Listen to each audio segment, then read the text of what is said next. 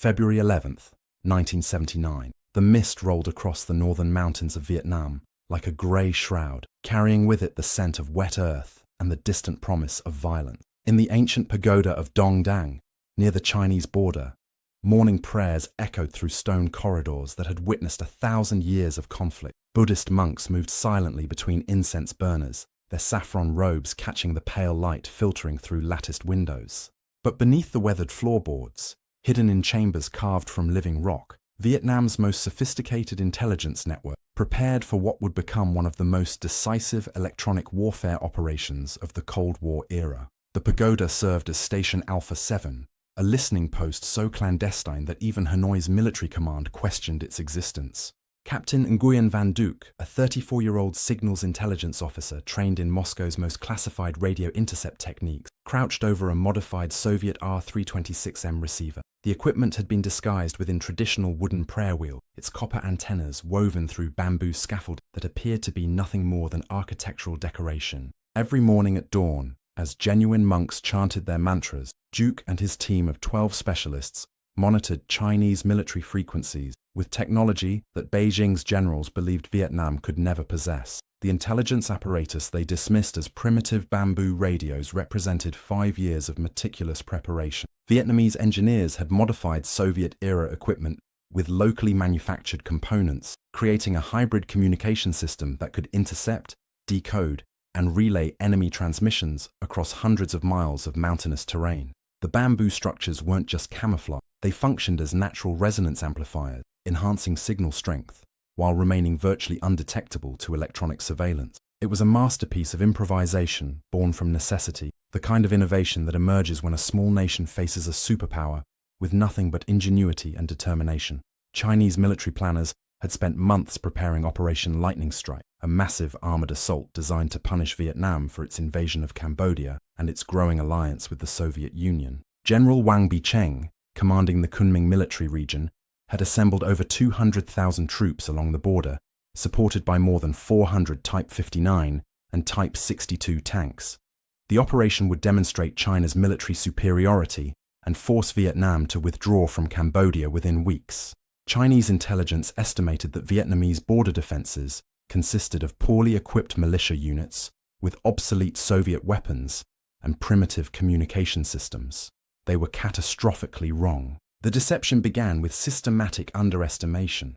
Chinese reconnaissance flights over northern Vietnam identified what appeared to be rural farming communities and religious sites, showing no signs of military preparation. Satellite imagery revealed small clusters of buildings, rice paddies, and the occasional pagoda. What Chinese analysts failed to recognize were the carefully concealed antenna arrays, the underground bunker systems, and the sophisticated early warning network that had been constructed over half a decade. Vietnamese engineers had learned from their experience against American technology during the Vietnam War.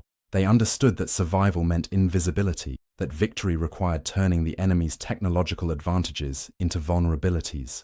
Station Alpha 7 represented the culmination of this philosophy. The monks weren't actors. They were genuine religious practitioners who had volunteered to serve their country while maintaining their spiritual duties. The electronics hidden within their temple were maintained by specialists who had memorized every circuit, every frequency, every code. They operated on a schedule synchronized with religious observances, transmitting during prayer times when the natural sounds of chanting and bells would mask any electronic emissions. The bamboo radio arrays could be disassembled and scattered within minutes, leaving no trace of their existence except for meditation cushions and incense. Captain Duke had been recruited directly from Hanoi University's electrical engineering program in 1974. His aptitude for mathematics and languages earned him a place at the GRU Academy in Tashkent, where Soviet instructors taught him the principles of signals intelligence that would prove decisive 5 years later. He learned to read the electromagnetic spectrum like a book, identifying transmission patterns, encryption methods, and communication protocols used by various armies. More importantly, he learned patience. Electronic warfare required weeks of careful listening before patterns emerged, months of analysis before intelligence became actionable. The equipment at Station Alpha 7 included modified versions of the Soviet R311 Rubin receiver, capable of monitoring frequencies from 1.5 to 30 MHz across multiple bands simultaneously. Vietnamese technicians had replaced the original vacuum tubes with solid-state components manufactured in East Germany, reducing power consumption and heat signature while improving reliability in tropical conditions. The receivers were powered by a combination of solar panels hidden among pagoda roof tiles and hand-cranked generators concealed in meditation chambers. Battery backup systems could maintain operations for 72 hours without external power. The antenna system represented perhaps the most ingenious aspect of the installation. Traditional Vietnamese architecture incorporates extensive bamboo scaffolding for both structural and decorative purposes. Vietnamese engineers realized that bamboo's natural hollow structure made it an ideal conduit for copper wire, creating antenna arrays that appeared to be nothing more than authentic architectural elements. The bamboo could be grown, harvested, and replaced seasonally without arousing suspicion. More sophisticated antenna elements were incorporated into temple bells, roof ornaments, and even the metalwork of incense burners. Communication with Hanoi occurred through a relay network of similar stations positioned throughout Vietnam's northern mountains. Each station operated independently, with its own frequency schedule and encryption protocol. Information flowed through the network like water through underground streams, invisible to aerial reconnaissance, but carrying vital intelligence to military commanders in the capital. The system had been tested during border skirmishes with China in 1978. When Vietnamese forces demonstrated an uncanny ability to anticipate Chinese patrol movements and artillery strikes. February 14th brought the first indications of unusual Chinese military activity. Captain Duke's morning intercept session revealed increased radio traffic on frequencies typically used by the People's Liberation Army's 11th and 14th Group Armies. Encrypted transmissions suggested large-scale troop movements, but the encryption appeared routine. Chinese commanders were confident that their Soviet-derived cipher systems remained unbreakable by Vietnamese intelligence. They had not considered that Vietnam's closest ally possessed the keys to those very same ciphers. The breakthrough came at 03:40 hours on February 15th. A Chinese radio operator, apparently fatigued by long hours of transmission duty, transmitted a routine logistics report using an outdated cipher that Vietnamese cryptographers had already solved. The message revealed fuel and ammunition stockpiling at 16 forward bases, enough supplies to sustain armored operations for at least 2 weeks. Captain Duke immediately recognized the implications. China wasn't preparing for border raids or limited operations. They were positioning for full-scale invasion. The intelligence picture became clearer over the following 36 hours. Vietnamese intercept stations across the border region reported similar increases in Chinese military radio traffic. Patterns emerged from the apparent chaos of encrypted transmissions. Artillery units were moving to predetermined firing positions. Tank battalions were conducting communications checks with forward observation posts. Most ominously, Chinese military hospitals near the border had begun preparing for mass casualty reception. China was preparing for war. Vietnamese military doctrine, developed during decades of conflict with France and the United States, emphasized the principle of revolutionary vigilance, the understanding that survival depended on constant preparation for the unexpected. Border defense plans had been refined repeatedly since 1975, accounting for various scenarios ranging from limited incursions to full-scale invasion. Every valley, every ridge, every river crossing had been surveyed and mapped. Defensive positions had been prepared, camouflaged, and supplied. Local population evacuation routes had been planned and rehearsed. The challenge lay in convincing Hanoi's political leadership that China would actually launch such an attack. Vietnamese-Chinese relations had deteriorated steadily since 1975, but many officials believed that ideological solidarity between communist nations would prevent open warfare. Border incidents had occurred regularly, but these had been limited in scope and duration. The idea that China would commit hundreds of thousands of troops to punish Vietnam seemed almost incredible to politicians who remembered Chinese support during the American War. Captain Duke's reports from Station Alpha 7 initially met with skepticism from the General Staff Intelligence. Senior officers questioned whether Chinese radio traffic represented actual preparation for invasion or merely exercises designed to intimidate Vietnam into changing its Cambodia policy. The intelligence appeared almost too comprehensive, too perfectly detailed to be credible. Surely Chinese military planners would employ better operational security if they were actually planning an attack. The skepticism reflected a common intelligence failure, the tendency to discount information that seems too convenient to be true. The validation came from an unexpected source. On February 16th, a Chinese defector crossed the border near Cao Bang province, carrying documents that corroborated every detail Vietnamese signals intelligence had gathered. Colonel Li Mingshan, a logistics officer with the 14th Group Army, had become disillusioned with China's decision to attack a fellow socialist nation. His documents included detailed order of battle information, invasion route maps, and timetables that matched precisely with the intelligence gathered by Station Alpha 7 and similar installations. Vietnamese military commanders now faced a terrible dilemma. They possessed comprehensive intelligence regarding Chinese invasion plans, but acting on that intelligence would reveal the existence of their signals intelligence network. If they repositioned forces based on intercepted information, Chinese commanders might realize their communications had been compromised and change their operational plans. If they failed to act, Vietnamese border defenses would be overwhelmed by the sheer mass of the Chinese assault.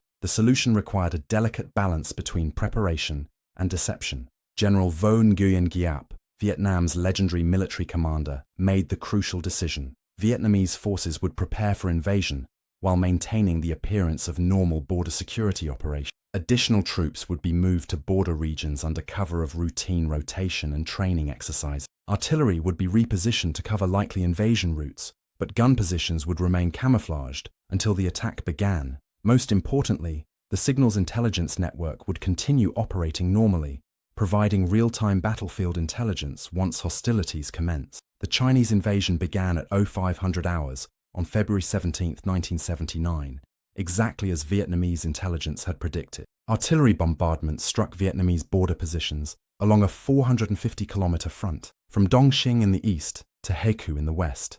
The bombardment was intended to destroy Vietnamese communications and command structures, leaving border defenders isolated and vulnerable to the armored assault that would follow. Chinese planners expected to achieve breakthrough within the first day, reaching the provincial capitals of Lang Son and Cao Bang before Vietnamese reinforcements could respond. They had not anticipated that Vietnamese defenders were listening to every Chinese radio transmission in real time. Station Alpha 7 and its sister installations provided continuous intelligence updates to Vietnamese command posts, revealing Chinese unit movements, objectives, and timetables as they developed. Vietnamese artillery, pre-positioned based on intercepted intelligence, began counter-battery fire within minutes, targeting Chinese gun positions with devastating accuracy. Chinese commanders, accustomed to communication security breaches by their own forces, initially assumed their positions had been betrayed by careless radio discipline. The first day of combat revealed the extent of Vietnamese preparation.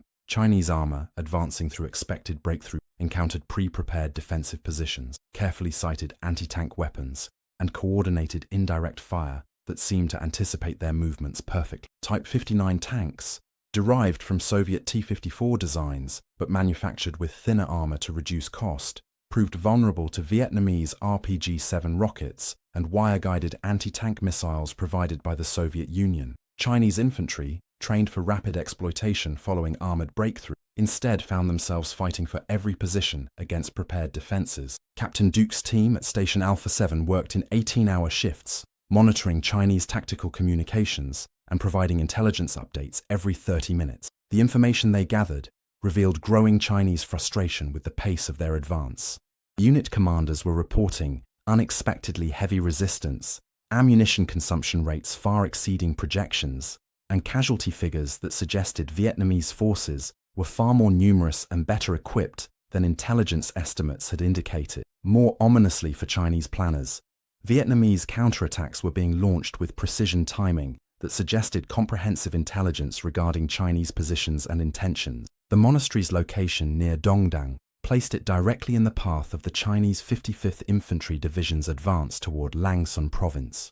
On February 19th, Chinese reconnaissance units approached the pagoda, conducting searches for Vietnamese observers and communication equipment. Captain Duke and his team had prepared for this possibility. The electronic equipment could be rapidly disassembled and hidden in prepared caches throughout the temple complex. Antenna wires could be removed from bamboo structures within minutes, leaving no trace of their existence. The monks continued their religious observances, maintaining perfect operational security while Chinese soldiers searched the premises. The search revealed nothing suspicious. Chinese soldiers found exactly what they expected: an ancient Buddhist temple with elderly monks, prayer wheels, incense burners, and meditation chambers. They photographed various temple artifacts, questioned the monks about Vietnamese military activity in the area, and departed after determining that the site posed no threat to their operations. Within an hour of their departure, Captain Duke's team had reassembled their equipment and resumed monitoring Chinese communications. The bamboo radios were operational again,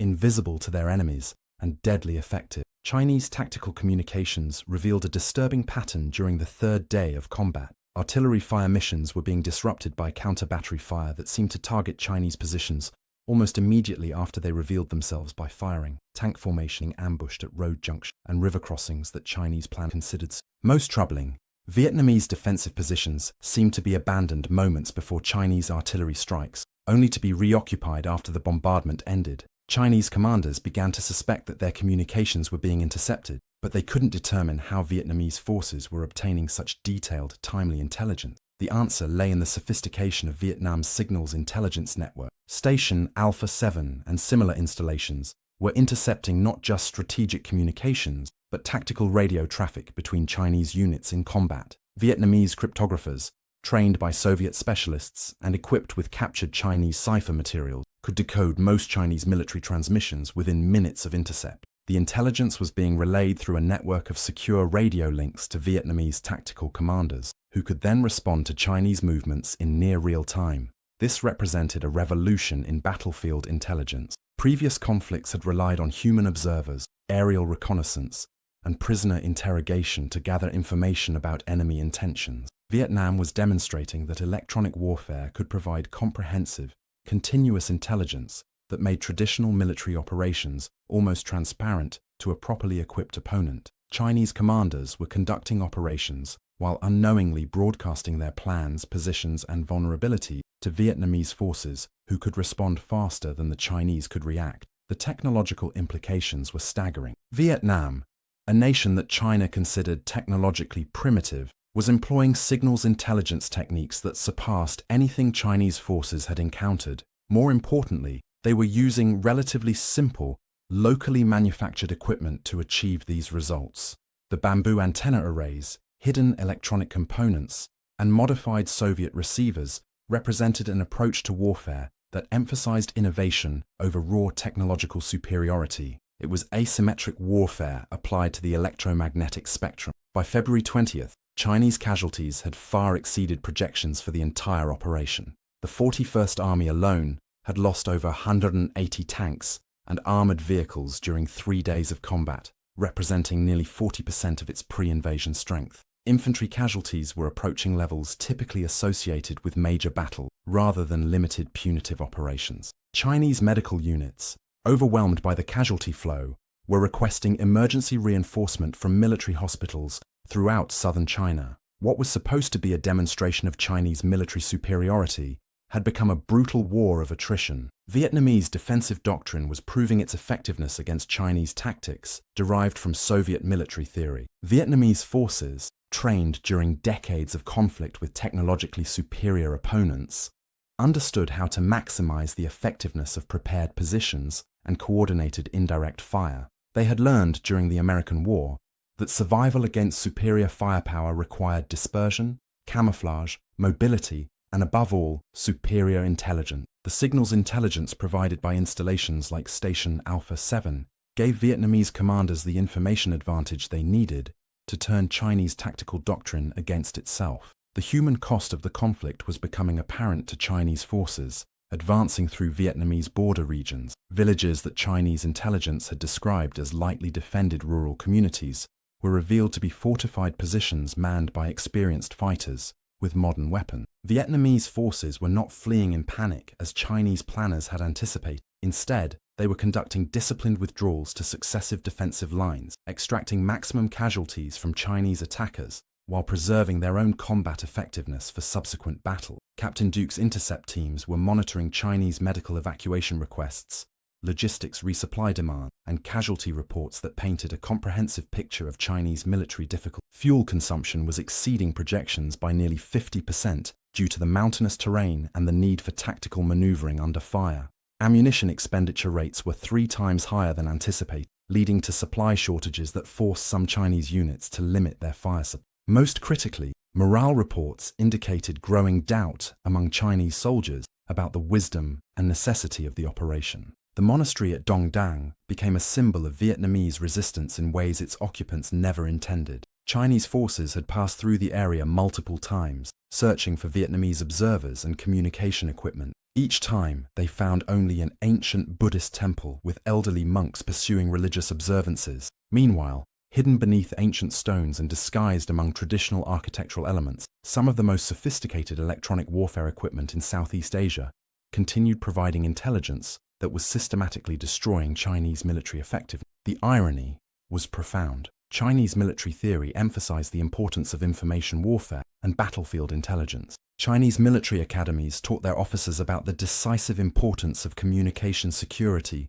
and the vulnerabilities created by electronic emissions. Chinese forces had been equipped with the latest radio equipment, encryption systems, and signal security protocols. Yet, they were being systematically defeated by opponents using modified Soviet equipment, hidden in bamboo structures, and operated by specialists trained in monastery basements. Vietnamese success reflected a fundamental principle of asymmetric warfare. Technological sophistication matters less than tactical innovation and operational security. Station Alpha 7's bamboo radios were less advanced than Chinese equipment, but they were perfectly adapted to their mission and environment. Chinese forces possessed superior tanks, artillery, and communication equipment, but they were employing these systems according to doctrine that Vietnamese forces had studied, understood, and learned to exploit. The outcome demonstrated that military effectiveness depends more on how technology is employed than on its absolute capability. The strategic implications extended far beyond the immediate conflict. China's inability to achieve rapid victory against Vietnam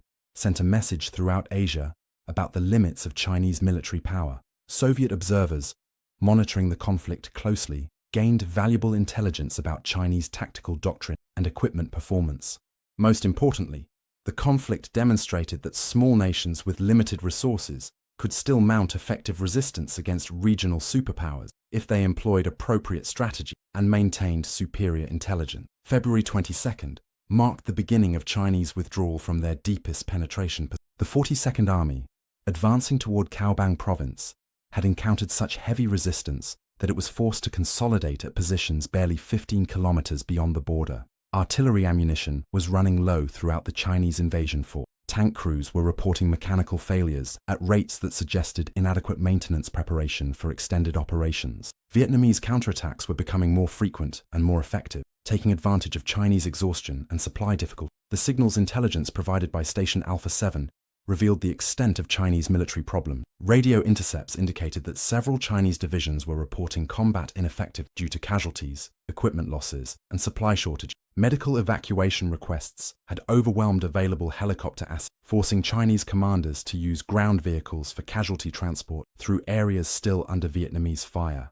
Most significantly, Chinese military communications were revealing discussions about operational termination, withdrawal schedule, and political face-saving measures that would allow China to claim success while ending military operations. Vietnamese forces, guided by comprehensive intelligence regarding Chinese positions and intentions, began launching coordinated counteroffensives designed to accelerate Chinese withdrawal. The attacks targeted Chinese supply lines, isolated positions, and units attempting to consolidate territorial gains. Vietnamese artillery, directed by precise intelligence regarding Chinese movements, could deliver devastating fires against Chinese forces while remaining concealed from counter-battery fire. The asymmetric intelligence advantage was translating directly into tactical success across the entire front. Captain Duke and his team had been operating continuously for over a week, subsisting on minimal sleep and sustained by an understanding of their mission's critical importance.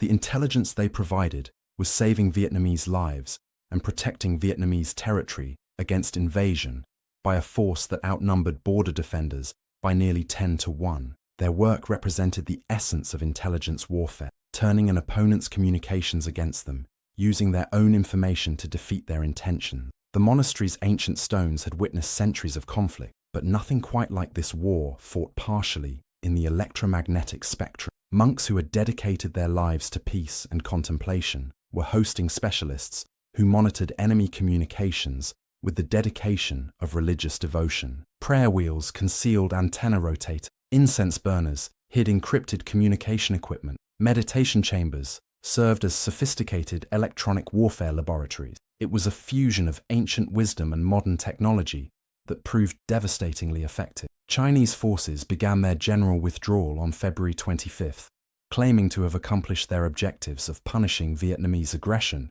and demonstrating Chinese military capability. The reality, revealed through signals intelligence intercepts, was very different. Chinese casualties exceeded 20,000 dead and wounded, with equipment losses that would require years to replace. The invasion had revealed significant deficiencies in Chinese military doctrine, training, and equipment that would influence Chinese military development for the following decade. Vietnamese casualties were substantial, but far lower than they would have been without the intelligence advantage provided by installations like Station Alpha 7. Vietnamese forces had fought with the benefit of comprehensive, real-time information about Chinese intentions and capabilities. They could anticipate Chinese movement, avoid Chinese firepower, and concentrate their limited resources against Chinese vulnerability. The signals intelligence network had functioned exactly as designed, providing the information necessary for effective resistance against overwhelming odds.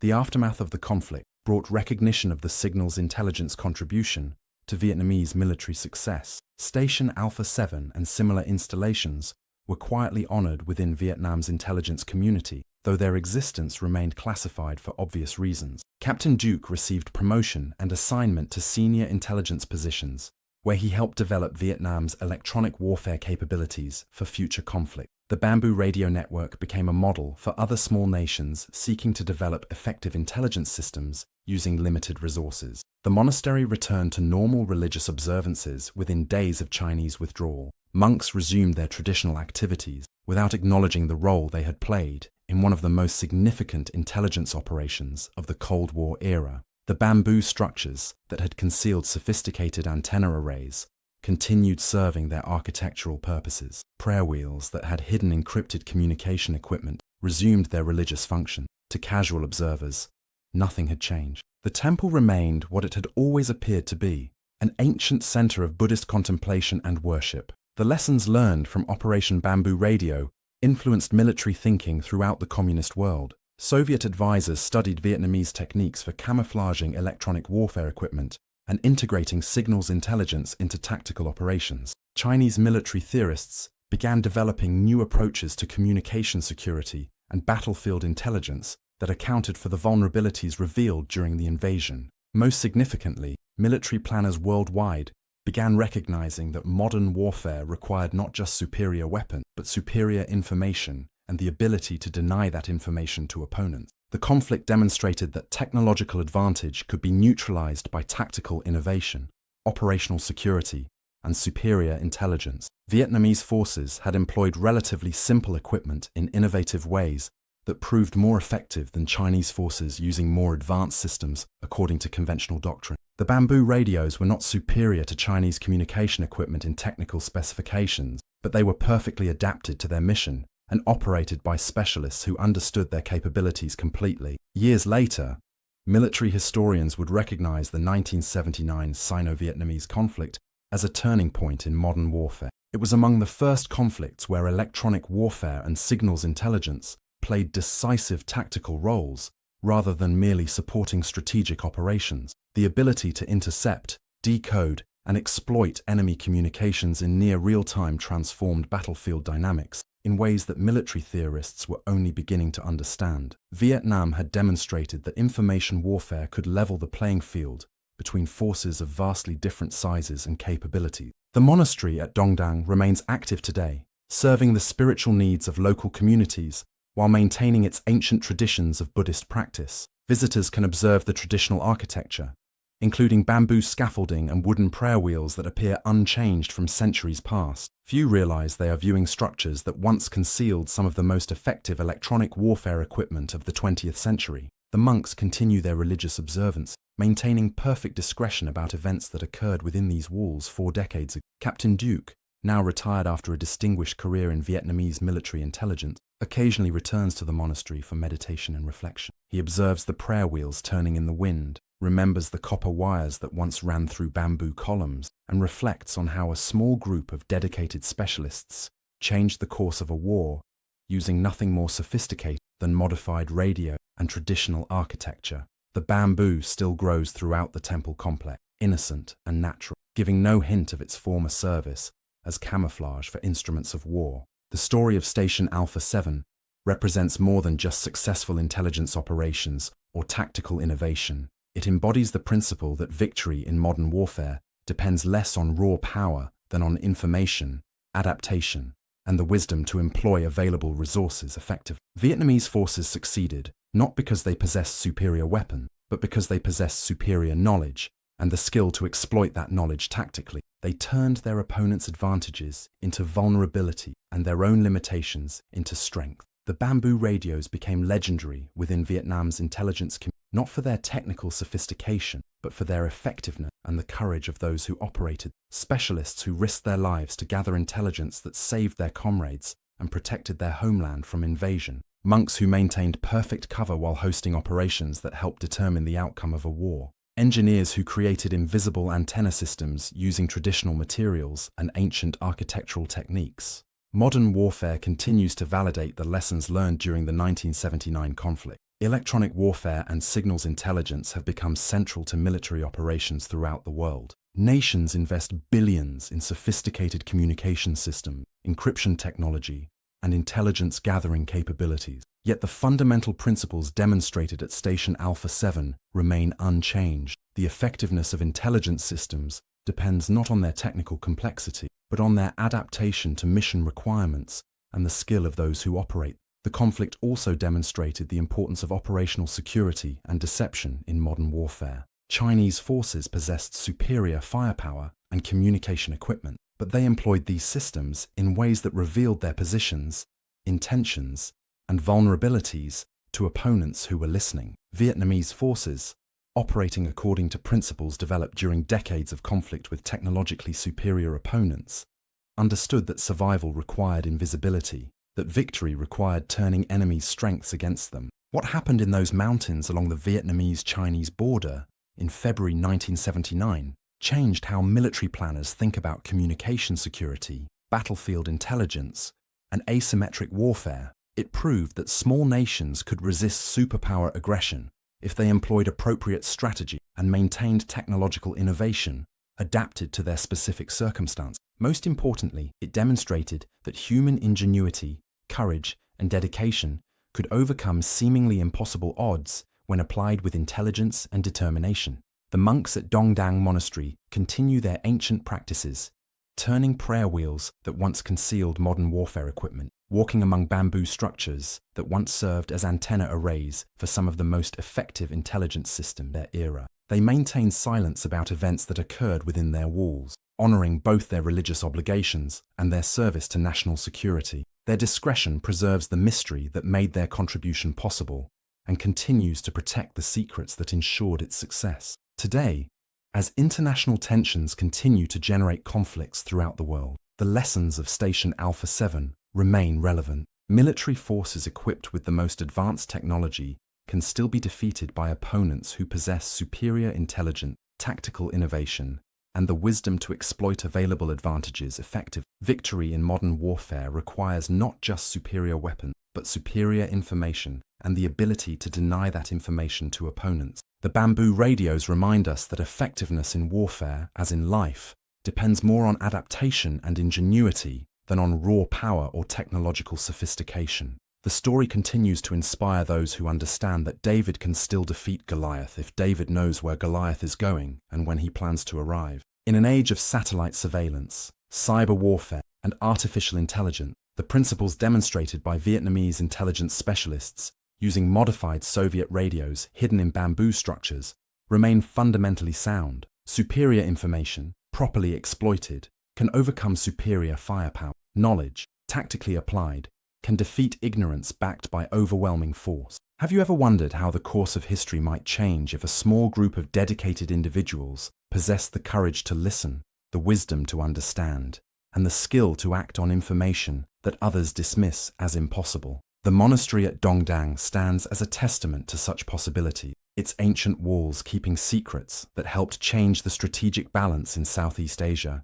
and influenced military thinking throughout the world. The bamboo radios may be silent now, but their legacy continues to resonate through the corridors of military academies, intelligence schools, and strategic planning centers, where future leaders learn that victory belongs not to the strongest, but to the wiser. The mathematical precision required for Station Alpha 7's success extended far beyond basic radio interception. Vietnamese cryptographers had developed sophisticated frequency analysis techniques, using equipment that Western intelligence agencies would have considered impossibly primitive. Working with mechanical calculators and hand-drawn signal pattern charts, they achieved decryption speeds that matched electronic computers costing millions of dollars. The key lay in understanding that Chinese cipher operators, despite their training, fell into predictable habits during extended transmission periods. Captain Duke's team had spent months cataloging these patterns, building a database of operator signatures that allowed them to identify specific Chinese units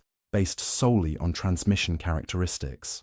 The acoustic properties of the monastery's architecture played an unexpected role in the operation's success. The ancient builders had designed the temple's chambers to enhance meditation through subtle sound resonance. Vietnamese engineers realized these same properties could mask the electromagnetic emissions generated by their radio equipment. Stone walls that had been carved to create specific acoustic effects also provided natural shielding against electronic detection. Meditation chambers that amplified whispered prayers to aid concentration also concealed the subtle buzzing of modified Soviet radio receivers, operating at frequencies designed to remain below Chinese detection thresholds. Training for Station Alpha 7 had begun 3 years before the Chinese invasion, conducted in complete secrecy at facilities disguised as agricultural research stations throughout northern Vietnam. Candidates underwent psychological evaluation to ensure they could maintain mission security under extreme stress. They learned to operate complex equipment using only touch and muscle memory, enabling them to work effectively in complete darkness during periods when Chinese forces were conducting electronic surveillance sweeps. Most importantly, they developed the patience necessary for long-term intelligence operations, understanding that valuable information often emerged from weeks of seemingly routine monitoring. The monastery's monks had volunteered for the operation after extensive discussions with Buddhist leadership about the compatibility between their religious obligations and national defense requirements. Senior monks concluded that protecting innocent lives from foreign aggression aligned with Buddhist principles of compassion and non-violence. They underwent basic instruction in operational security and learned to recognize the difference between genuine religious visitors and potential intelligence threats. Their authentic spiritual practices provided perfect cover for the intelligence specialists, who could move freely throughout the temple complex while appearing to be devoted laypeople participating in religious observances. Vietnamese intelligence services had spent enormous effort developing indigenous cipher systems for their own communications. They understood that using Soviet-provided encryption would make their transmissions vulnerable to Chinese intelligence, which had access to many of the same cipher keys through their own relationship with Moscow. Instead, they created unique coding systems based on traditional Vietnamese poetry and classical literature. These cultural references were meaningless to Chinese cryptographers, but provided Vietnamese operators with memorable, unbreakable codes that could be memorized and transmitted without written records that might be captured. The logistical challenges of maintaining Station Alpha 7 were solved through ingenious integration with the monastery's legitimate religious activities. Electronic components were disguised as religious artifacts and transported to the site by genuine pilgrims who never realized they were carrying sophisticated intelligence equipment. Replacement parts for radio receivers were concealed within traditional Buddhist prayer books, their pages hollowed out to create compartments for vacuum tube, resistors, and copper wire. Food supplies for the intelligence team were mixed with offerings brought by religious visitors, ensuring that Chinese observers would detect no unusual supply patterns at the monastery. Weather conditions in northern Vietnam created both opportunities and challenges for electronic warfare operations. The region's frequent fog provided natural concealment for antenna installations and reduced the effectiveness of Chinese aerial surveillance. However, high humidity and temperature variations could damage sensitive electronic equipment. Vietnamese engineers addressed this problem by developing sealed containers that maintained stable internal environments using traditional materials like bamboo charcoal for moisture absorption and copper sheets for temperature regulation. These improvised environmental controls proved more reliable than manufactured alternatives and could be maintained using locally available materials. The psychological impact on Chinese forces of facing an apparently omniscient enemy became evident through intercepted communications beginning on the fourth day of their invasion. Chinese commanders reported to their superiors that Vietnamese forces seemed to anticipate every Chinese movement, appearing in positions that should have been secure and disappearing from locations that Chinese artillery was about to target. Some Chinese officers began to suspect treachery within their own ranks, leading to internal investigations that further degraded Chinese operational effectiveness. The paranoia generated by superior Vietnamese intelligence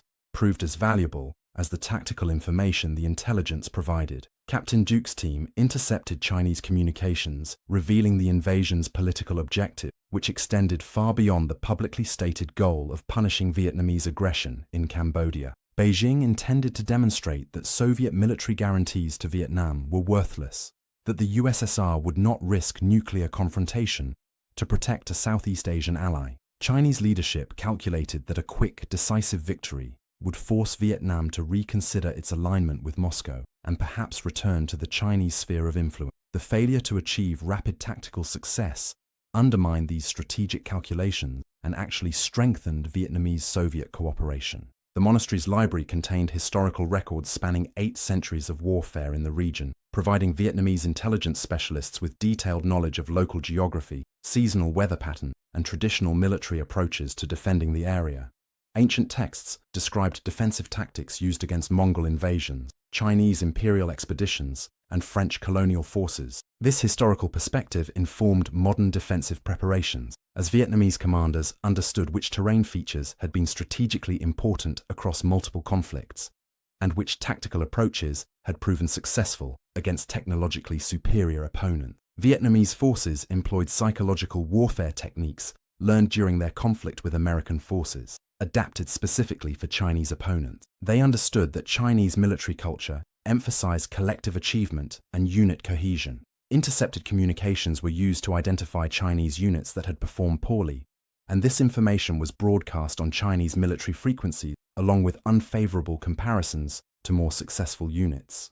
These transmissions undermined morale and created competition between Chinese commanders at a time when cooperation was essential for military success. The electronic warfare capabilities demonstrated at Station Alpha 7 represented only a fraction of Vietnam's total signals intelligence network. Similar installations throughout northern Vietnam provided overlapping coverage that eliminated gaps in surveillance and created redundancy that ensured continued operations if individual stations were discovered or destroyed. The network had been designed according to principles of distributed intelligence, with each station capable of independent operation, while contributing to a comprehensive understanding of Chinese military activities across the entire border region. Chinese military doctrine emphasized rapid breakthrough and exploitation, tactics that had proven successful during the Chinese Civil War and early phases of the Korean War. However, these tactics assumed that enemy forces would be surprised and disorganized, unable to respond effectively to fast-moving attacks. Station Alpha 7's intelligence network eliminated the element of surprise while providing Vietnamese forces with detailed information about Chinese objectives and timetable. Chinese commanders found themselves fighting according to plans that their opponents had already studied and prepared to counter. The technical sophistication of Vietnamese electronic warfare equipment impressed Soviet advisors who evaluated captured Chinese communications intelligence after the conflict. Vietnamese engineers had achieved signal processing capabilities that exceeded specifications for comparable Soviet equipment while using far less expensive components and consuming significantly less electrical power.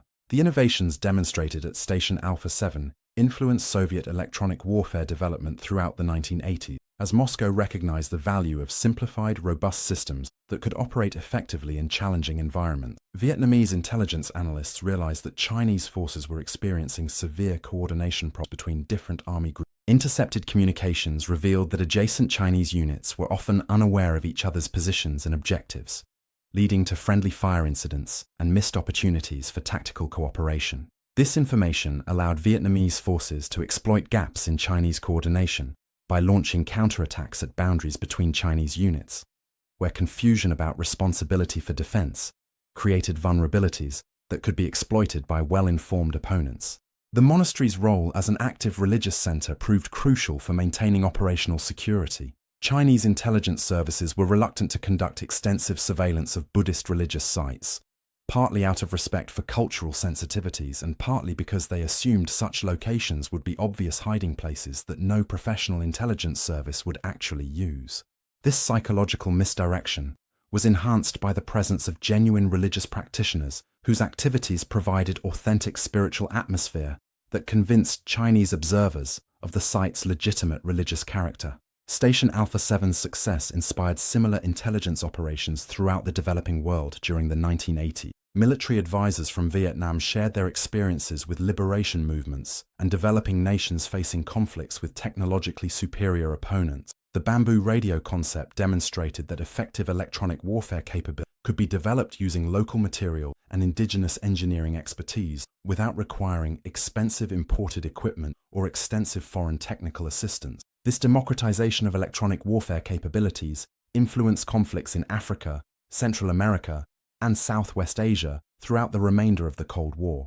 The long-term strategic consequences of the 1979 conflict extended far beyond its immediate military outcome. China's failure to achieve decisive victory, despite overwhelming numerical and technological superiority, demonstrated the limitations of conventional military power against prepared opponents with superior intelligence.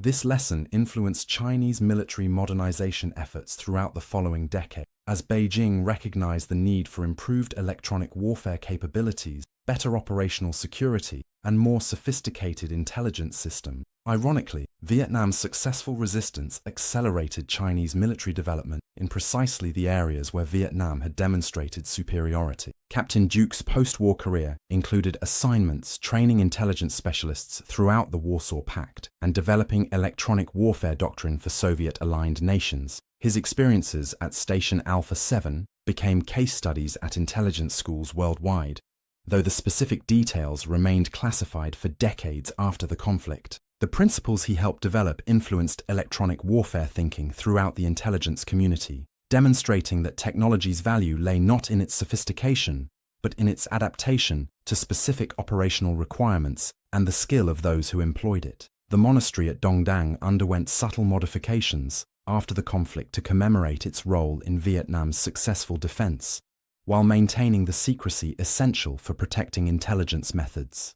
New bamboo installations were grown in the same patterns used for antenna arrays, creating a living memorial that appeared to casual observers as traditional architectural restoration. Prayer wheels continued to turn in positions that had once concealed electronic equipment, their motion now purely spiritual, but carrying memories of their contribution to national defense. These subtle tributes honored the courage of those who had served, while preserving the operational security that made their service possible. The human cost of intelligence gathering often goes unrecognized in military history, but the specialists of Station Alpha 7 endured psychological stress that matched the physical dangers faced by combat. They worked 18-hour shifts, monitoring communications that revealed Chinese casualty, equipment losses, and tactical frustrations, understanding that every piece of intelligence they gathered might save Vietnamese lives while causing Chinese deaths. The moral complexity of their mission required emotional resilience that paralleled the technical expertise necessary for their success.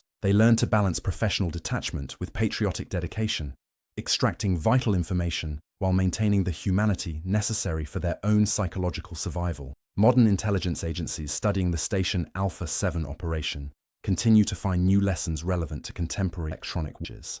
The integration of traditional architecture with sophisticated technology provides models for concealing intelligence installations in environments where discovery would compromise entire operational networks. The use of local materials and indigenous engineering expertise demonstrates that effective electronic warfare capability can be developed without complete dependence on imported technology or foreign technical assistance. Most importantly, the operation illustrates how human ingenuity and dedication can overcome apparent technological disadvantages when applied with intelligence and determination. The bamboo radios of Station Alpha 7 remind us that victory in modern warfare belongs not necessarily to the strongest or most technologically advanced, but to those who best understand their enemy, adapt their resources creatively, and maintain the courage to act on their convictions regardless of the odds they face.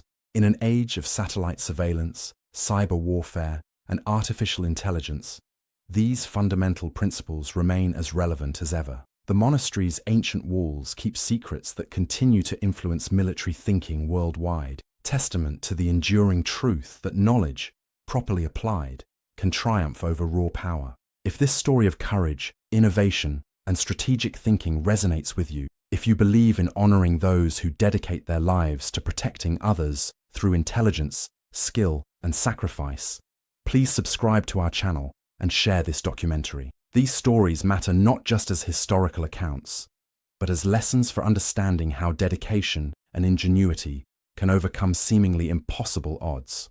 The men and women who operated Station Alpha 7 and similar installations deserve our respect and remembrance. Their legacy continues to influence how free nations defend themselves against aggression, and their example continues to inspire those who choose to serve in the shadows, protecting others while seeking no recognition for themselves.